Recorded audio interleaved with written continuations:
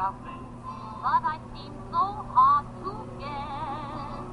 Honey, you refused me.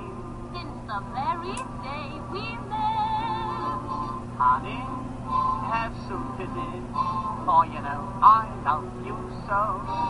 Tell me one thing, just the one thing, that I'm wanting to know. You'd fix things right away. If you could have your way.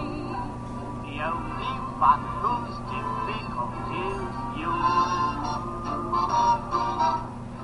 Jessica Walker is a talented actress. Well, you're not just an actress. You're an opera singer, producer, writer. You do it all. And we're sitting in her dressing room at 59th Street, the theater where her new show, Pat Kirkwood is Angry. And not only are you the star in it, you're the writer. So that's kind of cool. So yes, tell me about Pat Kirkwood. So Pat Kirkwood was a well-known British actress of the 40s, late 30s and 40s, named Britain's first wartime star, aged 18 in 1939. She was a beautiful singer, beautiful woman and beautiful actor who had meteoric fame and then completely disappeared from view, partly as a result of rumours surrounding her liaison or supposed liaison with the Duke of Edinburgh, who is married to Queen Elizabeth II. Right. So they met after a show one night in 1948, and nobody knows what happened that night, but ever since then it was rumoured that they had had an affair, and this very much impacted on her career and the course that her life took. So I became very interested to write a show about somebody who had been incredibly famous and been forgotten for no really good reason other than bad luck. Not necessarily the bad luck of that event, but it could have been other things also. But you leave that up to the ears of the beholder. In the show, which you've written, you sing, you portray her pretty craftily.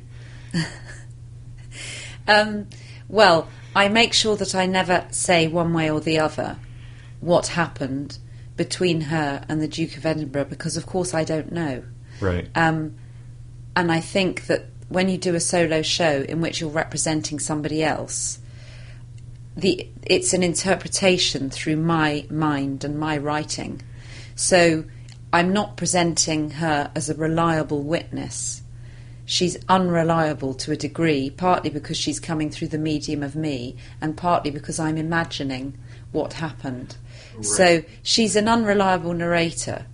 And also, to a degree, I think people don't necessarily tell the truth about their past. I think we mythologise to a degree. So it's partially her, partially you. You kind of put it all together. Put it all together in a mix and try to channel how I think she was. So what aside from being an unknown, someone with great promise who kind of disappeared along the way, what is it about her that stood out, that attracted you? She had a very beautiful voice and sang some of the most beautiful songs, popular songs of the 20th century. She had a show written for her by Noel Coward. Cole Porter thought she was a wonderful singer and said that she could sing any song of his any time. In that pre-war days, or those war days, those were very powerful. They took a nation and mobilized a nation. So she was in that realm of an amazing time. She was probably. I mean, she was the highest paid entertainer in Britain. Right. At one stage, so she really was famous, and she. There are some recordings of her. She has a very beautiful voice and a very natural way of communicating. There's nothing forced or arch about her. Well, she's a natural. Without a doubt. If you look on YouTube and you hear her sing, she's quite a gifted and what's the term? She has a very appealing style, and her personality just comes right across. Yeah. She sang with many notables of the day, aside from having songs written for her by Cole Porter and Noel Coward. Noel Coward, she sang with some of the greatest orchestras. Yes. George Formby, she did work with him. Yes. And Arthur Askey. Yes, she did. She did a film with Arthur Askey. So she was really kind of linked with musical comedy. That's right. Yes, she was. Yeah. But it was film, not. She must have got to start somewhere else. She started off in variety on stage. Yeah. Would that be like the English vaudeville? Yeah, sort of. Yeah. Yeah. Yeah, and it was sort of. It was what sort of came after music hall in a way, right. In Britain. So yes, very similar to vaudeville. Right, and is that a specialty of yours, like musical comedy or women in musical comedy? Because you've done other shows with that use that quite a bit. Yes, I like it, and it's not very fashionable. And my last show, which was about the male impersonators in Victorian music hall, and also on the variety stage in America. That's The Girl I Left Behind. The Girl I Left Behind Me. So that was also a look at these extraordinary women who stood on stage and sang sometimes funny songs, sometimes sad songs, but it was all about their personality, really. Right. And I think it's an amazing time, the diversity of talent, really, and the strength of women on stage at that time, where they were sort of the undisputed queens, really, of the stage. Or they were kings if they were kings dressed if as they men. were. Yeah. You have to be careful there, but I think it's a fascinating time. A lot of the people that you've portrayed aren't major stars; they're kind of unknown today. I mean, there are a few exceptions, but yeah. A lot of the women in The Girl I Left Behind, most people will never heard of today, and nearly all of them are forgotten. Some people do still know Ella Shields, especially in America, I think. Yeah. Because Julie Andrews got a lot of her act from Ella Shields. She went to see Ella Shields when she was young and never forgot it. Had to be very young. She was very young, but she always remembers hearing Ella Shields singing Burlington Bertie from Bow. And Julie Andrews then put that in her act, and you can hear Julie Andrews singing it. Yes, and in your new show, the Pat Kirkwood show, there's a spot for Julie Andrews and Pat Kirkwood. Yes, because they worked together more than once. And in the pantomime Humpty Dumpty, when Pat Kirkwood played the prince, Julie Andrews played Humpty Dumpty, the egg, at age 13. So Pat Kirkwood is another woman that dressed like a man. Principal boy, yes. Yeah, that's pretty good. So do you think that, as I was watching the show, I became conscious, thinking about, well, who would Julie Andrews be mentoring at who would she be, who would be a mentor of hers to get her into the 50s and 60s when she really became... Julie Andrews. Yeah, Julie Andrews. She was really influenced probably by people like Pat Kirkwood and also, as I say, by Ella Shields. I mean, she loved all of those women who were, who came before her, who sang on the stage. So when you hear Julie Andrews sing, you're really hearing Pat Kirkwood and the predecessors of... She's certainly in that lineage, I would say. Yeah. So I don't understand why people don't pick up on the past, but you're right that her career was curbed, failed, be it bad publicity or her own undoing. And now in your play, you hinted at it. You gave a few hints about that demise, but it's really up to the audience. So it's pretty interesting. You're a very crafty writer. Well, I don't think you should tell audiences things. Really, I think you should explore an idea, and leave them to feel what they want to feel. I present something, and obviously it's something I've thought about a lot and that I have a particular view on, but I'm more interested in exploring the emotions that person has had in their life, the ups and downs and the things that have happened to them, and the audience can decide really what they think. Right. So how did you get all the experience? I mean, if you I know that you're a very talented singer. I'm an opera singer by training. Yes. You wrote one a year or two ago. Yes, I wrote one based on Genèse the Maids, about two sisters in France in the 30s who murdered their mistress and her daughter. So that was commissioned by two festivals in Britain. So I did it at two music festivals. and I haven't had time to do it again. So to flesh it out or to make it... Well, no, the piece is in its final form, but I'd really like to tour it, but I've not really had the chance to do that because I've been a bit busy. Yeah. So when I get back next year, I'm going to try and get that one on the road again, because it's a really interesting piece, and it's two women, I'm one of them, who play the parts of the two murderous maids and also of their mistress and her daughter. Right. So it's a play, it's playing with the idea of whether or not what's happening on stage is just a fantasy, their sort of mad fantasy, or whether they are actually playing four different people, two of whom kill the other two. Oh my goodness. And this maybe this will be something that might end up at 59th Street next year, because they do a few operas here. Yes, they do, don't they? I mean, it's a nice small scale piece, so it would be possible. But it's like a mad French cabaret opera. It's quite extreme. Yeah, maybe it would go down well here. It's very intellectual too. You really have to. Well, I don't know if intellectual is the word, but yeah, it's not the ideas behind it are intellectual, but the piece itself is very visceral and actually quite funny and not camp. Not camp. I wouldn't say it's camp. No, but it's a bit. It's just. I saw elements of like the Rocky Horror in it. That kind of. Maybe a little bit. Maybe. Yeah. In your mind's eye writing, you certainly have. So when you write something like that, you did the libretto. The libretto, yeah. and the music would be done by. So a composer friend of mine called David Knotts, who can write anything, and I went to him with the idea and said it was something I wanted to do. So, unusually for an opera, the idea came from the librettist. That doesn't normally happen. Right. And that comes with problems because a piece of opera is really the composer's piece, and the librettist facilitates the composer's vision. So if the librettist has had the initial vision, it might start with the story, but not with the words. So usually a composer will find a story that interests them, and then they'll choose a librettist to write their words. Right. So if you're a librettist and you start off the whole process, you've got to find a composer who's willing to, in a way, almost facilitate your vision. That's not so easy to do. Right. Unless you're Rodgers and Hammerstein or... Yeah, but it's... it's a very particular thing, opera. Because so, in a long range plan for this opera, it's around the corner when you'll be able to work on it more. What kind of place would it? Where would it play? It would not play it like an opera house. It would play in a small theater or small theater, cabaret venue, festivals. Okay, so 59th Street is really the. That would be possibly, that's where I would go to see. That's where I would go to see.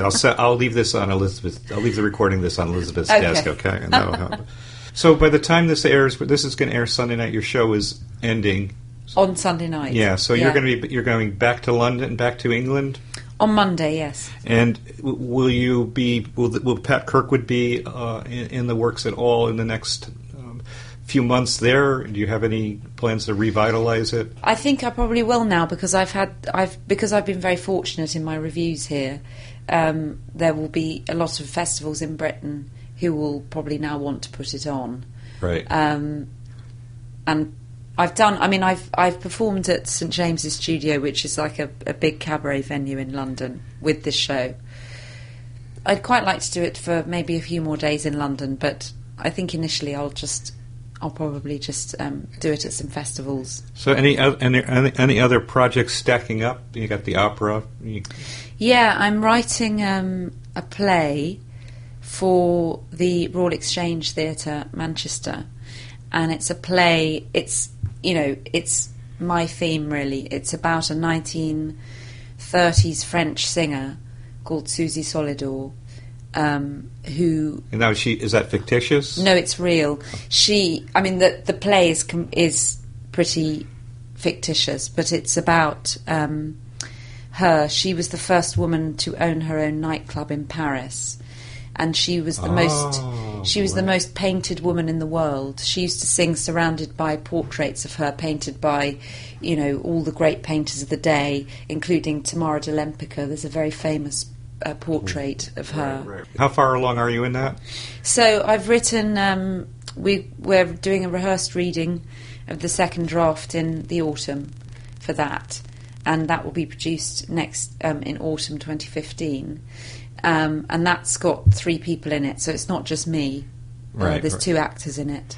So is the work that you're doing that I've seen all has you in it? Yeah. Is that something that you were compelled to do, or at some point would you move beyond that and produce things that, or write things that have a real cast? Because I was looking at The Girl I Left Behind. You have a very well-reviewed recording of it. That you just and it's called the cast recording. But you're it. So is a cast with one person? I guess it is. Yeah. So is that harder to work? Would it be hard to give up the ability to be in your own works? Not at all. No, I mean really. I mean, Woody Allen could never do it. No, I would actually really like to write some things that I'm not in. It's just that I suppose when you initially start writing, you've got to write for yourself because no one else is going to ask you to write for them. Now that I've got on a bit of a roll with it and it's going quite well, it's more likely, I think, that I could write for other people.